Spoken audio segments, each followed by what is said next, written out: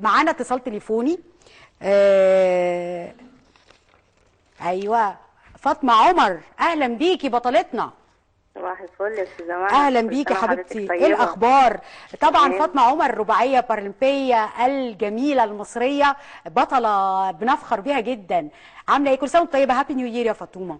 وحضرتك طيبه وسنه سعيده عليكي وعلى جميع مشاهدينك يا رب. يعني انجازات حلوه قوي في الرياضه وشفنا يعني نجاحات السنه دي، احب ان انت اللي تتكلمي عليها. والله الحمد لله السنه دي كانت سنه، يعني بالنسبه لي كانت سنه كويسه الحمد لله. ربنا يا رب كده دايما يبقى سنين عمرنا كلها كويسه. السنه دي الحمد لله حققت 8 ذهبيات في بطوله افريقيا ما شاء الله ما شاء الله في شهر اكتوبر، وده طبعا كان انجاز كبير بالنسبه لي ان انا احقق 8 ذهبيات في بطوله واحده. طبعا انا بتمنى من ربنا ان انا امشي على نفس الوتيره لغايه اولمبياد باريس ان شاء الله. ودي ان شاء الله هتبقى الميداليه السابعه ليا اولمبيه، وطبعا ده الحمد لله حدث ما حصلش في التاريخ قبل كده ولا في الاشياء ولا في ذوي الاعاقه، فانا بفخر بيه دايما وبقول ان الحمد لله ان افضل انجاز رياضي في العالم.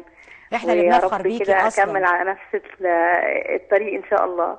فاطمه احنا اللي بنفخر بيكي وبنفخر ان عندنا بطله مصريه زيك واسمحي لي نلعب معاكي ونقول لك ما تيجي تحلمي. فاطمه لو عايزه تبقي في عصر تاني او تعيشي في دنيا تانيه او في زمن تاني غير الزمن الحالي، ترجعي لاي عصر من العصور مثلا؟ عصر الفراعنه. كل تقريبا، تصدقوا يا جماعه ناس كتيره جدا من المصريين عايزين يرجعوا. طبعا هتبقي مين يعني من الملكات من التاريخ ده؟ هبقى كليوباترا. يا ولد داخله على جامد، طمعان انت في الحكم على طول. طب فاطمه، يعني لو انت في اغنيه بتمثلك زي الولاد اللي كنا تقرير اللي شفتيه معانا، لو في اغنيه هي دي اللي بتحكي قصه حياتك، تبقى ايه؟ يعني انا بحب الاغنيه اللي بتقول لو الظروف هتوقف سقف سقف. برافو عليك والله، برافو عليك. انا بحبها جدا يعني. برافو عليكي.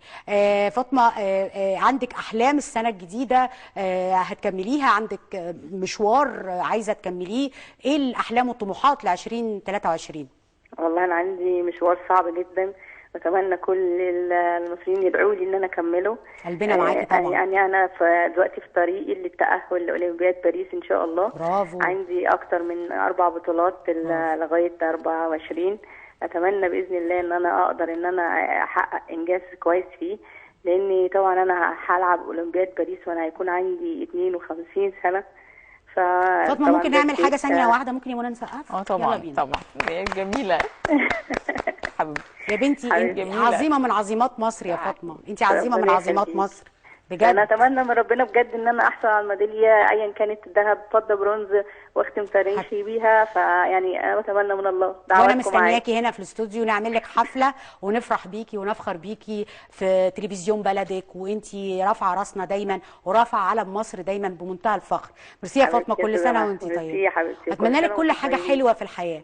امين يا رب. انا وانت يا رب. امين. كل حبايبنا يا رب وكل المصريين. يعني تليفون. طب انا بالنسبه لي مكالمه زي دي احلى حاجه في الدنيا، تشحن بطاريه لدخول السنه الجديده. طبعا. في احلى من كده؟ جميله طبعا. يعني الف مبروك والله، يعني حقيقي فخور، يعني كلنا فخورين بيكي يا حبيبتي. ايوه حلوه طبعا جدا يعني.